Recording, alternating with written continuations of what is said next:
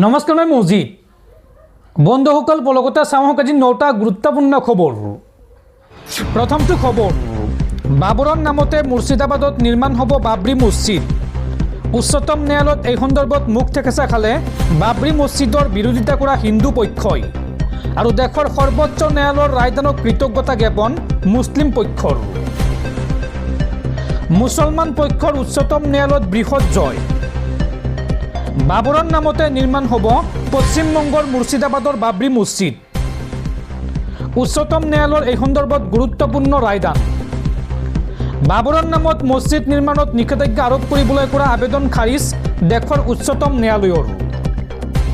ন্যায়াধীশ বিক্ৰম নাথ আৰু সন্দীপ মেহতাৰ বিচাৰপীঠে স্পষ্ট কৰে এই কথা।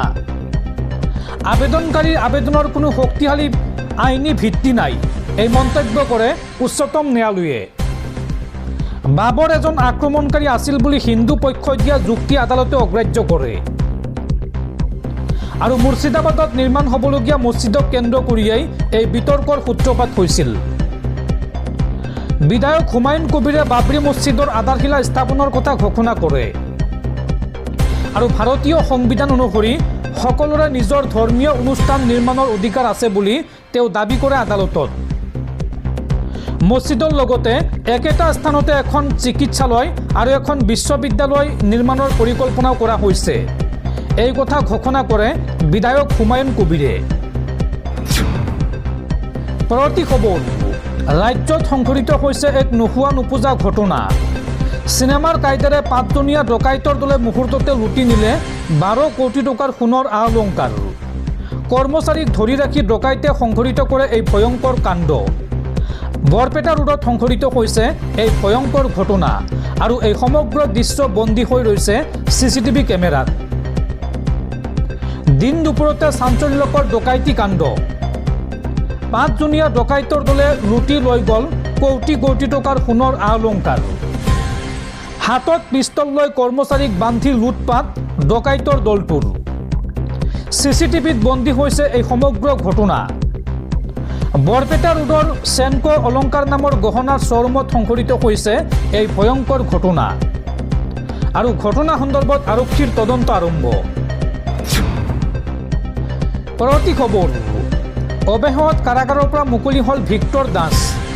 ভিক্টৰ দাসৰ বিৰুদ্ধে লগোৱা ৰাষ্ট্ৰদ্ৰোহৰ গোচৰ খাৰিজ গুৱাহাটী উচ্চ ন্যায়ালয়ৰ আৰু গুৱাহাটী উচ্চ ন্যায়ালয়ৰ এই গুৰুত্বপূৰ্ণ সিদ্ধান্তৰ পিছতে 5 মাহৰ অন্তত অৱশেষত মুকলি আকাশৰ তললৈ ওলাই আহিল ভিক্টৰ দাস।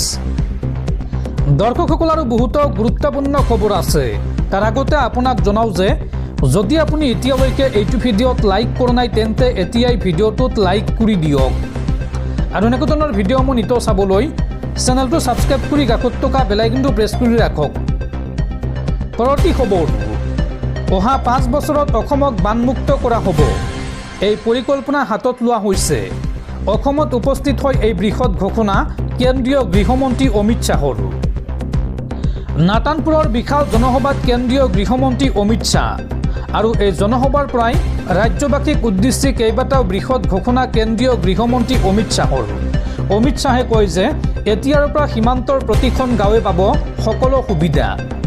অবৈধ দখলকাৰীক অসমৰ ভূমি দখল কৰিবলৈ দিয়া নহ'ব আৰু এতিয়া 4 পৰা 3 ঘণ্টাত বৰাকৰ পৰা গুৱাহাটীত উপস্থিত হ'ব পাৰিব প্ৰতিগৰাকী নাগৰিক। অসমত এতিয়া শান্তিৰ বাতাবৰণ সৃষ্টি হৈছে। এয়া কেৱল প্ৰধানমন্ত্ৰী নৰেন্দ্ৰ মোদীৰ দূৰদৰ্শী চিন্তাৰ বাবে সম্ভৱ হৈছে। 10 বছৰত আমি অসমৰ সুৰক্ষা আৰু বিকাশৰ সৃষ্টি কৰিছোঁ। এটা সময়ত সীমান্তৰ গাঁওসমূহক আঁচনিয়ে ঢুকি পোৱা নাছিল আৰু এতিয়া সকলো সুবিধা পাব সীমান্তৰ গাঁওবাসীয়ে আৰু অহা 5 বছৰত অসমক বানমুক্ত কৰাৰ পৰিকল্পনা ব্যক্ত কৰে অমিত শ্বাহে। পৰৱৰ্তী খবৰ, হঠাৎ দিল্লীলৈ তলব APCCৰ নেতৃত্বক। গৌৰৱ গগৈ, ৰকিবুল হুছেইন, প্ৰদ্যুৎ বৰদলৈ, দেৱব্ৰত শইকীয়ালৈ ফোন হাইকমাণ্ডৰ।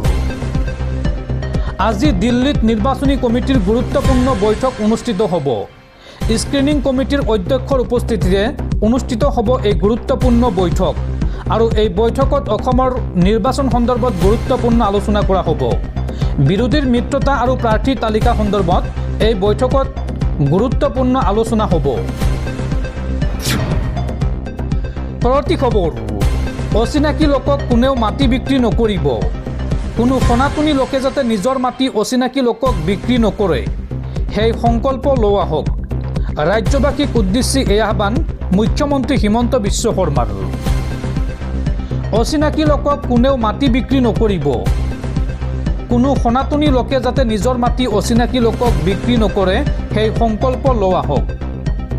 এতিয়ালৈকে উচ্ছেদ কৰা হ'ল প্ৰায় 1.5 লাখ বিঘা ভূমি, আৰু এইবাৰ আমাৰ চৰকাৰ আহিলে আৰু 5 লাখ বিঘা ভূমি কৰা হ'ব উচ্ছেদ। এই মন্তব্য ৰাজ্যৰ মুখ্যমন্ত্ৰী হিমন্ত বিশ্ব শৰ্মাৰ। পৰৱৰ্তী খবৰ, নিৰ্বাচনৰ প্ৰাকক্ষণত শলঠেকত বিধায়ক অখিল গগৈ। কংগ্ৰেছৰ সৈতে মিত্ৰতা বিচাৰি বাৰে বাৰে মুখ থেকেচা ৰাইজৰ দলৰ। অখিল গগৈয়ে বিচৰা ছিট দিবলৈ ৰাজি নহয় কংগ্ৰেছ। যিকোনো মুহূৰ্তত ভংগ হ'ব পাৰে মিত্ৰতা। কংগ্ৰেছৰ মুখলৈ বাট চাই অৱশেষত মুখ থেকেচা খালে বিধায়ক অখিল গগৈয়ে। কংগ্ৰেছে পাত্তা নিদিলে অখিল গগৈ। ৰাইজৰ দলক কংগ্ৰেছে নিদিয়ে বিচৰা 15টা ছিট। ৰাইজৰ দলে বিচৰা 4টা ছিটহে দিয়ে কংগ্ৰেছে। কংগ্ৰেছৰ সৈতে হোৱা বৈঠকত অসন্তুষ্ট ৰাইজৰ দল, আৰু অৱশেষত ভংগ হোৱাৰ দিশে বিৰোধী ঐক্যৰ মিত্ৰতা। পৰৱৰ্তী খবৰ, জুবিন গাৰ্গৰ ন্যায় লেহেমীয়া হৈছে মই নাই বাবে। জেলৰ পৰা ওলাই এই মন্তব্য ভিক্টৰ দাসৰ। ভিক্টৰ দাসে লগতে মন্তব্য কৰি কয় যে ভিক্টৰ দাসে কেতিয়াও কম্প্ৰমাইজ নকৰে। মই জুবিনদাৰ ভক্ত। মই কৰি যাম, যি কৰিব লাগে কৰিম। মই ৰাষ্ট্ৰদ্ৰোহ কৰা নাই। মানুহ বিপদত পৰিলে আগুৱাই নাহে কোনো লোক। আজিৰ পৰা গৰিমা বৰ অকলশৰীয়া হ'ব নালাগে। আৰু সংবাদ মাধ্যমৰ প্ৰতি আক্ষেপ ভিক্টৰ দাসৰ। ভিক্টৰ দাসে এই সন্দৰ্ভত কয় যে অসমৰ কোনো এটা চেনেলে জুবিন গাৰ্গৰ মৃত্যু সন্দৰ্ভত টক শ্ব' এটাও নকৰিলে। এই মন্তব্য ভিক্টৰ দাসৰ। পৰৱৰ্তী খবৰ, মিত্ৰতা সন্দৰ্ভত কংগ্ৰেছক শেষ সকিয়নি এজেপিৰ সভাপতি লুৰিণজ্যোতি গগৈৰ। লুৰিণজ্যোতি গগৈয়ে এই সন্দৰ্ভত কয় যে তাৰিখ পে তাৰিখ নহয়, তাৎক্ষণিকভাৱে আসন ভাগ বতৰা হ'ব লাগে। ৰাজনীতি কোনোবা এটা দলৰ ইগ' পূৰণৰ লক্ষ্য হ'ব নোৱাৰে। এই মন্তব্য লুৰিণজ্যোতি গগৈৰ। পৰৱৰ্তী খবৰ, অসম চৰকাৰৰ চকুত লগাকৈ বিজ্ঞাপন। যোৱা 5 বছৰত অসম চৰকাৰে বিজ্ঞাপনৰ নামত ব্যয় কৰিলে প্ৰায় 400 কোটি টকা। বাতৰি কাকত, আলোচনী তথা ছপা মাধ্যমত চৰকাৰে বিগত 5 বছৰত বিজ্ঞাপনৰ নামত খৰচ কৰিলে 330.74 কোটি টকা। টিভি চেনেল তথা ইলেক্ট্ৰনিক মিডিয়াত বিজ্ঞাপনৰ বাবদ ব্যয় কৰিলে 69.39 কোটি টকা, আৰু ডিজিটেল মিডিয়াত ব্যয় কৰে 1.57 কোটি টকা। ৰাজপথৰ বেনাৰ হোৰ্ডিঙত দিয়া বিজ্ঞাপনত ব্যয় হ'ল 52 কোটি টকা। বিধানসভাৰ মজিয়াত এই তথ্য দাখিল কৰিছে অসম চৰকাৰে। পৰৱৰ্তী খবৰ, বিৰোধীৰ মিত্ৰতা সন্দৰ্ভত এইবাৰ ডাঙৰ মন্তব্য কৰিছে APCCৰ সভাপতি গৌৰৱ গগৈয়ে। গৌৰৱ গগৈয়ে এই সন্দৰ্ভত কয় যে মিত্ৰতাৰ নামত কংগ্ৰেছে বহুত আসন ত্যাগ কৰিছে। ইমান আসন এৰাৰ বাবে মোক বহুতে প্ৰশ্ন কৰিছে। সম্প্ৰতি অসমত মিত্ৰতা অতি জৰুৰী। আসন বিতৰণত এৰা ধৰাৰ সকলোকে মোৰ আহ্বান, আৰু আলোচনাৰ বাবে সকলোকে ইতিবাচক মনোভাৱ লৈ আহিবলৈ অনুৰোধ জনাইছোঁ।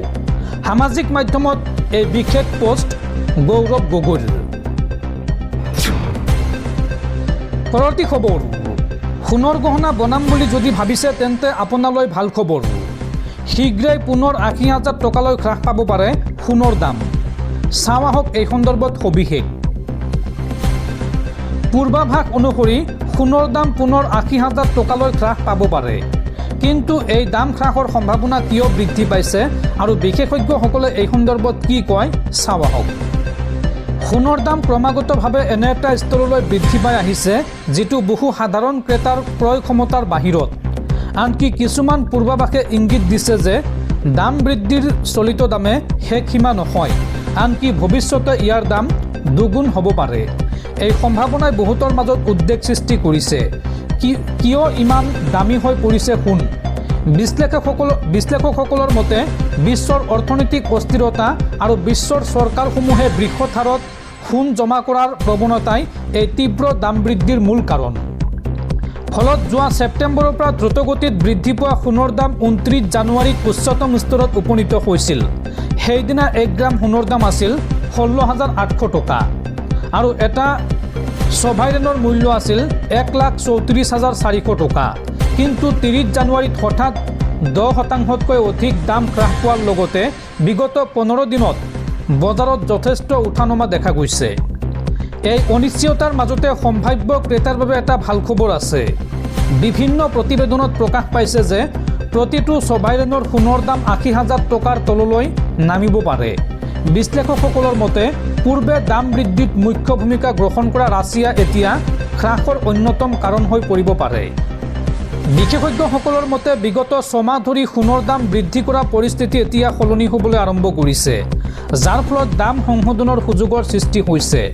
আমেৰিকাৰ সৈতে হোৱা উত্তেজনাৰ বাবে ৰাছিয়াই আন্তঃৰাষ্ট্ৰীয় বাণিজ্যত আমেৰিকান ডলাৰৰ ব্যৱহাৰ সীমিত কৰি ৰাখিছে। কিন্তু শেহতীয়া বাতৰি অনুসৰি ৰাছিয়াই হয়তো পুনৰ সম্পূৰ্ণ ডলাৰ ব্যৱহাৰ আৰম্ভ কৰিবলৈ সাজু হ'ব পাৰে। আমেৰিকা ৰাছিয়াৰ বাণিজ্যিক চুক্তিৰ পাছত যদি ৰাছিয়া ইউক্ৰেইনৰ সংঘাতৰ অন্ত পৰে তেন্তে সোণৰ দাম আৰু অধিক হ্ৰাস পাব পাৰে বুলিও বিশেষজ্ঞসকলে কয়। যদিও এনে প্ৰতিবেদন ওলাইছে, ৰাছিয়া চৰকাৰে আনুষ্ঠানিকভাৱে অস্বীকাৰ কৰা নাই, যাৰ ফলত এই ভৱিষ্যতবাণীসমূহৰ বিশ্বাসযোগ্যতা বৃদ্ধি পাইছে। বিগত 6 মাহত বিশ্বৰ সোণ ক্ৰয়ৰ প্ৰায় 50%ই ব্ৰিক্স দেশসমূহে গ্ৰহণ কৰিছে। যদি তেওঁলোকে সোণৰ চাহিদা হ্ৰাস কৰে তেন্তে দাম হ্ৰাস পোৱাৰ সম্ভাৱনা প্ৰবল হ'ব বা হ্ৰাস পাবই। এনে পৰিপ্ৰেক্ষিতত ব্লুমবাৰ্গে ভৱিষ্যতবাণী কৰিছে যে ভাৰতত সোণৰ দাম প্ৰতি ছভাইৰেনৰ 70,000ৰ পৰা 80,000 টকাৰ ভিতৰত হ্ৰাস পাব পাৰে। আৰু বিশ্লেষকসকলে এই সন্দৰ্ভত সকীয়াই দিছে যে সোণৰ দাম হ্ৰাস পালে হঠাৎ নহয়, ক্ৰমান্বয়ে হ'ব। তেওঁলোকৰ মতে 2027 চনৰ শেষৰ ফালে প্ৰতিটো ছভাইৰেনৰ সোণৰ দাম প্ৰায় 80,000 টকা সুস্থিৰ হ'ব পাৰে।